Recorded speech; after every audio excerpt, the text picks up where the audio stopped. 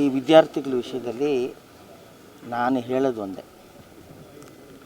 ಪಕ್ಷ ಯಾವುದೇ ಆಗಿರಲಿ, ಆಡಳಿತ ಯಾರದೇ ಆಗಿರಲಿ, ವಿದ್ಯಾರ್ಥಿಗಳ ಭವಿಷ್ಯ ತುಂಬ ಇಂಪಾರ್ಟೆಂಟ್. ನಾನು ಕೂಡ ನೋಡಿದೆ, ನಿನ್ನೆ ಇಡೀ ರಾತ್ರಿ ನೋಡ್ತಾ ಇದ್ದೀನಿ. ಅಷ್ಟು ಘೋರವಾಗಿ ವಿದ್ಯಾರ್ಥಿಗಳನ್ನ ನಡೆಸ್ಕೊಳ್ಳೋದು. ಆ ದೊಣ್ಣೆಗೆ ಮೊಳೆ ಹೊಡೆದಿದ್ದಾರೆ, ಇಷ್ಟಿಷ್ಟುದ್ದ ಮೊಳೆ, ಅದರಲ್ಲೂ ಹೊಡಿತಾ ಇದ್ದಾರೆ. ಅಂದರೆ ನಮ್ಮ ದೇಶದ ಪ್ರಜೆಗಳು ಯಾವುದಕ್ಕೂ ಲೆಕ್ಕ ಇಲ್ವಾ? ವಿದ್ಯಾರ್ಥಿಗಳು ಲೆಕ್ಕಕ್ಕಿಲ್ವಾ? ಈ ಥರ ಅರಾಜಕತೆ, ಈ ಥರ ಒಂದು ಏನಿದು ದೌರ್ಜನ್ಯ ನಡೆದರೆ ಹೇಗೆ? ಏನೇ ಪೊಲೀಸ್ನವರಾದರೂ ಕೂಡ ಏನೇ ಅವ್ರಿಗೂ ಕೂಡ ಒಂದು ಮನುಷ್ಯತ್ವ ಬೇಡ. ರೋಡಲ್ಲಿ ಕೂತಿದ್ದಾರೆ ದೊಣ್ಣೆಗಳು ಹಿಡ್ಕೊಂಡು, ಅವ್ರು ಯಾರು ಅಂತಲೇ ಗೊತ್ತಿಲ್ಲ. ಅವನು ಆನ್ಸರು ಮಾಡ್ತಾಯಿಲ್ಲ, ಅವನು ಅಂತಲೇ ಎದ್ದು ಹೊಡಿತಾನೆ. ಇವರು ಪೊಲೀಸ್ ಯಾರು ಈ ಗೂಂಡಾಗಳು? ಅದು ವಿದ್ಯಾರ್ಥಿಗಳ ಮೇಲೆ ಅವ್ರು ಅದರಲ್ಲೂ ಹೆಣ್ಮಕ್ಳು. ಅವ್ನು ಯಾರೋ 3 ಸ್ಟಾರ್ ಪೊಲೀಸ್ ಅಂತ ಇನ್ಸ್ಪೆಕ್ಟರ್ ಅಂತ, ಅವನು ಆ ಹೆಣ್ಮಗು ಹೋಗ್ತಾ ಇದ್ದರೆ ಹಿಂದೆಯಿಂದ ಅದನ್ನು ನೋಡೋಕ್ಕಾಗಲ್ಲ. ಅದು ಪಬ್ಲಿಕ್ಕಲ್ಲಿ ಲಕ್ಷಾಂತರ ಟಿ ವಿಲಿ ನೋಡ್ತಾರೆ, ಅಲ್ಲಿ ಎದುರುಗಡೆ ಇದ್ದಾರೆ, ಅವ್ರ ಮುಂದೆ ಆ ಮಗುಗೆ ಹಿಂದೆಯಿಂದ ಚುಸ್ತಾನೆ. ಏನಿದು? ಇದು ಭಾಳ ಅನ್ಯಾಯ. ಇದ್ರ ವಿರುದ್ಧ ಪಕ್ಷ ಬಿಟ್ಬಿಡೋಣ, ಪಕ್ಷ ಯಾವುದೇ ಆಗಲಿ, ಒಳ್ಳೆಯದೇ. ದಯವಿಟ್ಟು ಆ ವಿದ್ಯಾರ್ಥಿಗಳಿಗೆ ನ್ಯಾಯ ಸಿಗಬೇಕು. ಅವರ ಏನು ಇದಿದೆ, ಡಿಮ್ಯಾಂಡ್ಸ್ ಇದೆ, ಅದನ್ನು ಪೂರೈಸಬೇಕು. ಇಲ್ಲಾಂದರೆ ಇದು ಶಾಂತಿಯುತಕ್ಕೆ ಬರೋದಿಲ್ಲ. ಅದರಿಂದಾಗಿ ಇಡೀ ನಮ್ಮ ದೇಶ ಇದಕ್ಕೆ ಏನೇನೋ ಉಲ್ಟಾ ಬರೀತಾರೆ. ಕೆಲವ್ರನ್ನೆಲ್ಲ ಲೆಕ್ಕಕ್ಕೆ ಇಟ್ಕೊಂಡಿಲ್ಲ. ಹಾಗೆಲ್ಲ ಮಾಡಬೇಡಿ. ಈಗಲಾದರೂ ಯಾವುದೋ ಮೀಡಿಯಾಗಳಲ್ಲಿ ಏನೇನೋ ಬೇಕು ಅಂತ ಅದ್ರ ಮೇಲೆ ಉಲ್ಟಾ ಹೇಳೋದು. ಇನ್ನೇನೋ ಅಲ್ಲಿ ದೆಹಲಿಯಲ್ಲಿ ವಿದ್ಯಾರ್ಥಿಗಳು ಹೋರಾಟ ಮಾಡ್ತಿದ್ರೆ ಇಲ್ಲಿ ಬೇರೇನೋ ಡೈವರ್ಟ್ ಮಾಡೋಕ್ಕೆ ಇಲ್ಲೇನೋ ಸಣ್ಣ ಪುಟ್ಟ ಹೋರಾಟಗಳನ್ನ ಮಾಡೋದು. ಇದನ್ನೆಲ್ಲ ಬಿಟ್ಟು ವಿದ್ಯಾರ್ಥಿಗಳಿದ್ರೇ, ಯಂಗ್ಸ್ಟರ್ಸ್ ಇದ್ರೇ ನಮ್ಮ ದೇಶ, ಮುಂದಿನ ಪೀಳಿಗೆ ಇದ್ರೇ ನಾವು. ಅವ್ರಿಗೋಸ್ಕರ ಎಷ್ಟು ಕಷ್ಟಪಟ್ಟು ತಂದೆ ತಾಯಿಗಳು ಪಾಪ ಕಷ್ಟಪಟ್ಟು ಎಲ್ಲೋ ಬೇರೆ ಹೊರಗಡೆ ದೇಶದಲ್ಲೋ ಎಲ್ಲೋ ಕೆಲಸ ಮಾಡ್ಕೊತಾರೆ. ಈಗ ಯಾರಿಗೂ ಕೆಲಸನೂ ಇಲ್ಲ. ಇಂಥ ಸಂದರ್ಭದಲ್ಲಿ ವಿದ್ಯಾರ್ಥಿಗಳಿಗೆ ಮೋಸ ಆಗಿದೆ. ಇದನ್ನೆಲ್ಲ ಮಾರಿಕೊಂಡು ಇಷ್ಟೆಲ್ಲ ಆದಾಗ ದಯವಿಟ್ಟು ಎಲ್ಲರೂ ಎಚ್ಚೆತ್ಕೋಬೇಕು. ಇದಕ್ಕೆ ಸರ್ಕಾರ ಒಂದು ತೀರ್ಮಾನ ತಗೊಳ್ಳೇಬೇಕು. ವಿದ್ಯಾರ್ಥಿಗಳ ಪರವಾಗಿ ಅವರು ಡಿಸಿಷನ್ ಕೊಡಲೇಬೇಕು. ಸರ್, ಇದು ಎಲ್ಲರಿಗೂ ಎಚ್ಚರಿಕೆ ಕರೆಗಂಟೆನ ಅಂತ. ಅಂದರೆ ಈಗ ಬೇರೆ ದೇಶದಲ್ಲಿ ಯುವಕರು ಸರ್ಕಾರನೇ ಚೇಂಜ್ ಮಾಡಿದ್ದಾರೆ. ನೇಪಾಳದಲ್ಲಿರ್ಬೋದು ಜೆನ್ಜಿ ಹೋರಾಟಕ್ಕೆ. ಸೊ ಆ ಥರದ ವಾತಾವರಣ ಈಗ ನಮ್ಮ ದೇಶದಲ್ಲೂ ಕಂಡು ಬರ್ತಾ ಇದೆ. ಸರ್, ಅದಕ್ಕೆ ನಾನು ಫಸ್ಟೇ ಒಂದು ಮಾತು ಹೇಳ್ಬಿಟ್ಟೆ. ಇದು ಯಾವುದೇ ಪಕ್ಷ ಆಗಲಿ, ಯಾವುದೇ ಸರ್ಕಾರ ಆಗಲಿ, ಅದ್ರ ಬಗ್ಗೆ ನಾನು ಮಾತಾಡಲ್ಲ. ಯಾಕೆಂದರೆ ಸರ್ಕಾರನೇ ಇದನ್ನು ತೊಗೋಬೇಕು ಡಿಸಿಷನ್. ಏನು ಭಾರತದ ಸರ್ಕಾರ ನಡೆಸ್ತಾ ಇದ್ದಾರೆ, ಅವರೇ ಡಿಸಿಷನ್ ತೊಗೊಂಡು ಆದಷ್ಟು ಬೇಗ ಇದನ್ನು ಶಾಂತಿಯುತವಾಗಿ ನಿಲ್ಲಿಸಬೇಕಾಗತ್ತೆ. ಅವರಿಗೆ ಒಂದು ನಿರ್ಣಯವನ್ನು ಕೊಡಬೇಕಾಗುತ್ತೆ. ಸರ್, ಇಂಥ ವಿದ್ಯಾರ್ಥಿಗಳ ಭವಿಷ್ಯ ಅಂತ ಬಂದಂಥ ಸಂದರ್ಭದಲ್ಲಿ ನಮ್ಮಂಥವರು ಕೂಡ ಇಂಥದಕ್ಕೆ ಹೋರಾಟ ಸಪೋರ್ಟನ್ನು ಕೊಡಬೇಕು. ಮತ್ತು ಸ್ಯಾಂಡಲ್ವುಡ್ ಅವರು ಕೂಡ ಸಪೋರ್ಟ್ ಕೊಡಬೇಕು. ಇನ್ನೂ ಕೂಡ ಅವ್ರು ಸಪೋರ್ಟವಾಗಿ ನಿಂತಬೇಕು. ಕೇಂದ್ರ ಸರ್ಕಾರದ ಗಮನ ಸೆಳೀಬೇಕು. ಅಂಥ ಪ್ರಯತ್ನಗಳು ಯಾಕೆ ಸರ್ ನಡೀತಾ ಇಲ್ಲ? ಪ್ರತಿಯೊಂದು ವಿಚಾರದಲ್ಲೂ ಕೂಡ ಸ್ಯಾಂಡಲ್ವುಡ್ ನಾಯಕರೆಲ್ಲರೂ ಒಂದು ಇಬ್ಬರು ಮೂರು ಪಾಪ ಅವರೇ ಒದ್ದಾಡಿಕೊಂಡು ಎಲ್ಲ ಬೈಸ್ಕೊಂಡು ಬೈಯೋರು ಜಾಸ್ತಿ ಇದ್ದಾರೆ. ಅದೇನು ಸತ್ಯ ಹೇಳಿದ್ರು ಬೈತಾರೆ, ಏನು ಮಾಡಿದ್ರು ಬೇರೆ ಥರ ಅದನ್ನು ರೂಟಿಂಗ್ ಮಾಡ್ತಾರೆ. ಇವರೆಲ್ಲ ಎಲ್ಲೋ ಇದು ಚೈನಾದಿಂದ ಫಂಡ್ ಮಾಡಿಬಿಟ್ಟವ್ರೆ. ಇನ್ನು ಪಾಕಿಸ್ತಾನದಿಂದ ಫಂಡ್ ಹೆಂಗ್ರಿ ಬರುತ್ತೆ? ಇದೆಲ್ಲ ಏನೇನೋ ಜನಕ್ಕೆ ಇವಾಗ ಎಚ್ಚೆತ್ಕೊಂಡಿದ್ದಾರೆ. ಎಲ್ರಿಗೂ ಗೊತ್ತಿದೆ ಏನಾಗ್ತಾ ಇದೆ ಅಂತ. ಇದು ಬಹಳ ಸಿಂಪಲ್. ವಿದ್ಯಾರ್ಥಿಗಳು ಕೇಳಿರೋದೇನು? ಎಜುಕೇಷನ್ ಸಿಸ್ಟಮ್ನ ಸರಿಪಡಿಸಿ, ನಮಗೆ ಆಗಿರೋ ಅನ್ಯಾಯಕ್ಕೆ ನ್ಯಾಯ ಕೊಡಿಸಿ, ಯಾರು ಇದರಲ್ಲಿ ಇನ್ವಾಲ್ವ್ ಆಗಿದ್ದಾರೋ ಅವ್ರನ್ನ ಕಿತ್ತಾಕಿ. ಇಷ್ಟು ಮೂರೇ ಅವರು ಹೋಗಿ ಕೇಳಿದ್ದಕ್ಕೆ ಇಷ್ಟೊಂದು ರಾಗಂತ ಆದರೂ ಕೂಡ ಇನ್ನೂ ಅದಕ್ಕೆ ಪರಿಹಾರ ಸಿಗ್ತಾ ಇದೆ ಅಂತ ಅನ್ನಿಸ್ತಾ ಇದೆ. ಸಿಗಬೇಕು. ಆ ವಿದ್ಯಾರ್ಥಿಗಳಿಗೆ ಏನು ಸರ್ ರಕ್ತ ಹೆಣ್ಮಕ್ಳು ನೋಡಿದ್ರೇ ಒಂಥರ ಅನಿಸುತ್ತೆ.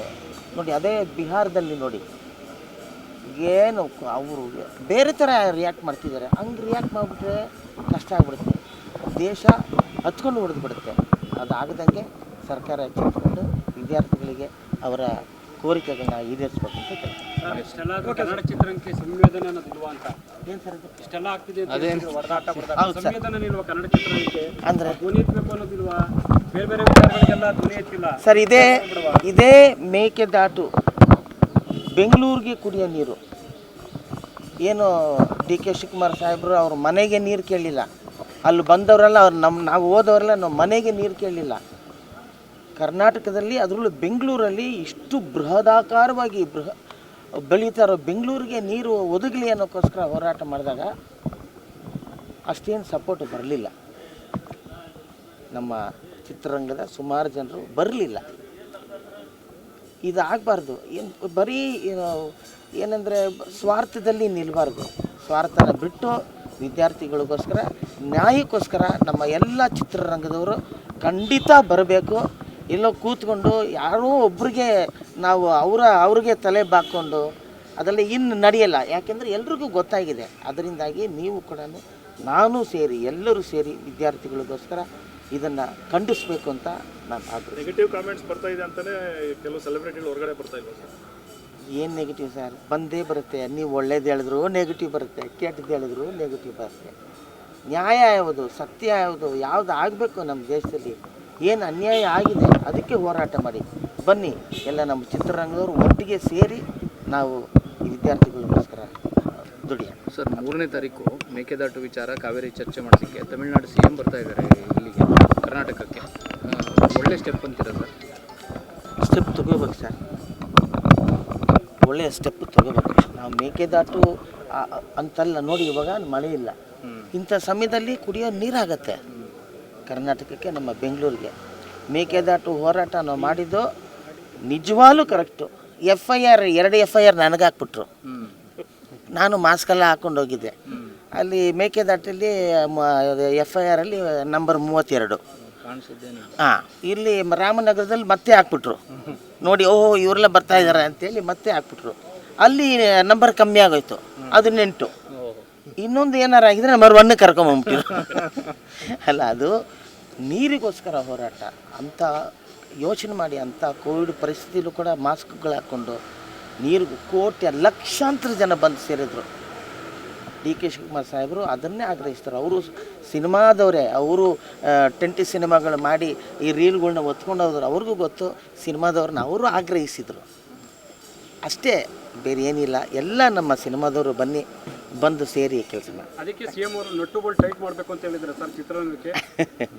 ಮುಗಿದು ಹೋದ ಕತೆ. ಅದಾದಮೇಲೆ ಮತ್ತೆ ಇನ್ನೊಂದು ಫೆಸ್ಟಿವಲ್ ಆಗೋಯ್ತು, ಸಖತ್ತಾಗಾಯಿತು. ಮುಂದಿನ ಫೆಸ್ಟಿವಲ್ ಎಕ್ಸ್ಟ್ರಾನರಿ ಆಗುತ್ತೆ. ನನಗೊಂದು ತುಂಬ ಆಸೆ ಇದೆ. ಕಳೆದ ವರ್ಷ ದಸರಾದಲ್ಲಿ ನಾವು ಕಾವೇರಿ ಆರತಿ ಮಾಡ್ತೀವಿ.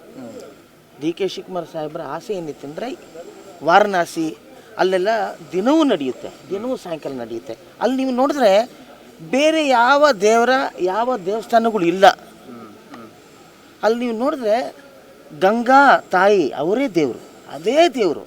ನೀರಿಗೆ ಪೂಜೆ ಮಾಡ್ತಾರೆ ಅಷ್ಟೇ, ಗಂಗಾ ನದಿಗೆ. ಆ ರೀತಿ ನಮಗೆ ಜೀವನ ನದಿಯಾಗಿರುವಂಥ ಕಾವೇರಿ ತಾಯಿಗೆ ಈ ಬಾರಿ ತುಂಬ ದೊಡ್ಡದಾಗಿ ಅಟ್ಲೀಸ್ಟ್ ಶುಕ್ರವಾರ, ಶನಿವಾರ, ಭಾನುವಾರ 3 ದಿನ ಆರತಿ ಅಂತ ಮೈಸೂರಲ್ಲಿ ಹಮ್ಮಿಕೊಂಡ್ರೆ ಪಕ್ಕದಾಗಿ ಲಕ್ಷಾಂತರ ಜನ ಸೇರ್ತಾರೆ, ಟೂರಿಸ್ಟ್ಗಳು ಬರ್ತಾರೆ, ದೊಡ್ಡದಾಗಿ ಆಗುತ್ತೆ. ಜೊತೆಗೆ ಆ ತಾಯಿಗೆ ನಮನ ಸಲ್ಲಿಸ್ದಂಗೂ ಆಗುತ್ತೆ. ನಾನು ಕಾವೇರಿ ಉಗಮ ಸ್ಥಾನದಿಂದ ಕಾವೇರಿ ಮುಳುಗುವ ಸಮುದ್ರದವರೆಗೂ ನಾನು ಶೂಟಿಂಗ್ ಮಾಡ್ಕೊಂಬರ್ತೀನಿ ಅಂತ ನಾನು ಸಾಹೇಬ್ರಿಗೆ ಹೇಳಿದ್ದೀನಿ, ಡಿ ಕೆ ಸಾರಿಗೆ ಹೇಳಿದ್ದೀನಿ. ಹೇಗೆಂದರೆ ಎಲ್ಲ ಈಗ ಒಬ್ಬರು ರಜನಿಕಾಂತ್ ಅವರು ತಮಿಳ್ನಾಡಲ್ಲಿ ಹರಿತಾ ಇದೆ, ಅವ್ರು ನಿಂತ್ಕೊಂಡು ಕಾವೇರಿ ತಾಯಿ ಹಿಂಗೆ ನಮ್ಮ ನೀರು ಹೀಗೆ ಆ ವೈಭವನ ಅವರು ಹೇಳಿದ್ರೆ ಹಿಂಗಿರ್ತಾರೆ. ನಮ್ಮ ಕರ್ನಾಟಕದಲ್ಲಿ ಯಾರಾದರೂ ನಮ್ಮವರು ದೊಡ್ಡವರು ಯಾರಾದರೂ ಸಂಗೀತಗಾರರು, ಕಲಾವಿದರು, ನಮ್ಮ ಪೊಲಿಟಿಷಿಯನ್ಸ್ ದೊಡ್ಡವರು ಅವ್ರನ್ನೆಲ್ಲ ಸೇರಿಸಿ ಕಾವೇರಿ ನದಿ ಅದು ಉದ್ದಕ್ಕೆ ಏನೇನು ಪ್ರಯೋಜನಗಳಿದೆ, ಕಾವೇರಿ ತಾಯಿಯಿಂದ ಏನೇನು ಪ್ರಯೋಜನ, ಹೆಂಗೆಲ್ಲ ಜೀವನ ಮಾಡ್ತಾರೆ. ಕಾವೇರಿಯಿಂದ ನೀವು ಒಗ್ಯಾನಿಕಲ್ಗೆ ಹೋದರೆ ಮೈಗೆ ಎಣ್ಣೆ ಹಚ್ಬಿಟ್ಟು ಕಾವೇರಿ ಏನಿದೆ ಹಾಕ್ಬಿಟ್ಟು ಸಂಪಾದನೆ ಮಾಡ್ತಾರೆ. ಮೈ ಎಣ್ಣೆ ಹಚ್ಚೋರು ಸಂಪಾದನೆ ಮಾಡ್ತಾರೆ, ಮೀನು ಮಾರೋರು ಸಂಪಾದನೆ ಮಾಡ್ತಾರೆ, ಕೂದಲು ತೆಗೆಯೋರು ಸಂಪಾದನೆ ಮಾಡ್ತಾರೆ, ತೆಪ್ಪ ಓಡಿಸೋರು ಕೂಡ ಕಾವೇರಿ ನದಿಯಿಂದ ಸಣ್ಣ ಪುಟ್ಟ ನಾನು ನಿಲ್ತಾ ಇರೋದು. ಪಕ್ಷಿಗಳು ಎಂತೆಂಥ ಪ್ರಾಣಿಗಳು ಜೀವನ ಮಾಡ್ತೇವೆ. ನಮ್ಮದು ಬಿಡಿ, ನಮ್ಮದು ದೊಡ್ಡದು, ನಾವು ಕುಡಿಯೋರು, ನೀರು ಕುಡಿಯೋರು. ನಮ್ಮದು ಬಿಟ್ಟು ಸಣ್ಣ ಸಣ್ಣ ಸಣ್ಣ ಎಂತೆಂಥ ಅದ್ಭುತಗಳು ಆ ಕಾವೇರಿ ತಾಯಿ ನೀರಲ್ಲಿ ನಡೆಯುತ್ತೆ. ಅದರಿಂದಾಗಿ ಆ ತಾಯಿಗೆ ನಮನ ಸಲ್ಲಿಸುವಂಥದ್ದು ಈಗ ನಮ್ಮ ದಸರಾದಲ್ಲಿ ದೊಡ್ಡದಾಗಿ ಆಗಬೇಕು ಅಂತ ನನ್ನ ಆಸೆ. ಸಾಹೇಬ್ರದ್ದು ಅದೇ ಆಸೆ ಇತ್ತು, DK ಸರ್ದು ಈ ಸಲ ಮಾಡ್ತಾರೆ ಅಂತ ಅನ್ಕೊತೀನಿ. ಜೊತೆಗೆ ನಮ್ಮ ಇವರು ಅದೇ ಎಸ್ ಜಾನಕಿ ಅವ್ರು ತೀರ್ಕೊಂಡ್ರು, ಅವ್ರದ್ದು ಕೂಡ ಒಳ್ಳೆ ನಮನ ಸಲ್ಲಿಸುವಂಥ ಕಾರ್ಯಕ್ರಮ ಆಗಲಿ ಅಂತ. ಕರ್ನಾಟಕ ನ್ಯೂಸ್ ಬೀಟ್ ಫಾಲೋ ಮಾಡಿ, ಸಬ್ಸ್ಕ್ರೈಬ್ ಮಾಡಿ.